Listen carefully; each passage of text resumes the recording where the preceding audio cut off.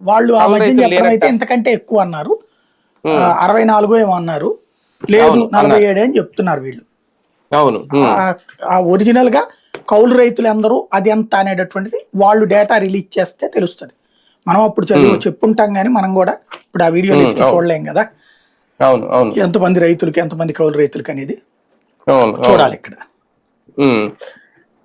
కానీ అంటే ఒకటి సార్, ఇప్పుడు ఈ మేనిఫెస్టో రీకాలింగ్ వీళ్ళు చెప్తున్న కార్యక్రమం, వైసీపీ మొదలుపెట్టిన కార్యక్రమంలో వీళ్ళు పెట్టారు కాబట్టి ఇప్పుడు ఇమీడియట్ గా వీళ్ళ తేదీలు ప్రకటించాల్సిన పరిస్థితి అన్న వచ్చిందా? లేదు లేదు, అసలు వాళ్ళు వీళ్ళది ఏం పట్టించుకోరండి అందులో, నో డౌట్. వీళ్ళ యాజిటేషన్స్ గురించి చేయడం ఏం కాదు, మామూలుగానే వాళ్ళ ఆ కాన్సెప్ట్ డిఫరెంట్ గా ఉంటది అనమాట. ఏదైతే పబ్లిక్ కి సంబంధించి వాళ్ళు ఇచ్చినప్పుడు అన్నటువంటి కాన్సెప్ట్ ని టెక్స్ ఏది దీంట్లోకి తీసుకొస్తారు.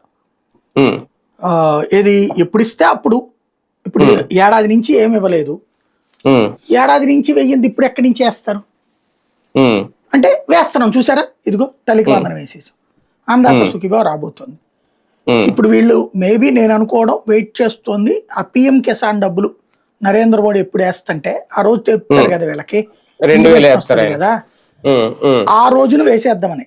ఇప్పుడు అక్కడ సమస్య ఏంటంటే వీళ్ళకున్న ఒక కన్ఫ్యూజను, 2000 వేస్తారా 3500 వేస్తారా అని. ఎందుకంటే పదే పదే స్టేట్మెంట్లు ఇయ్యదు కదా కేంద్ర ప్రభుత్వం. 10,000 అన్నారు కదా నరేంద్ర మోడీ, ఇప్పుడు తగ్గిస్తే దేశవ్యాప్తంగా ఆయనే స్వయంగా పెట్టినప్పుడు ఇప్పుడు ఎట్లా తగ్గిస్తారు? దాన్ని ఎంతెంత ఇవ్వాలి అన్నది వాళ్ళు ఇంకా డిసైడ్ చేసుకోలేదు అనుకుంటా కేంద్రం.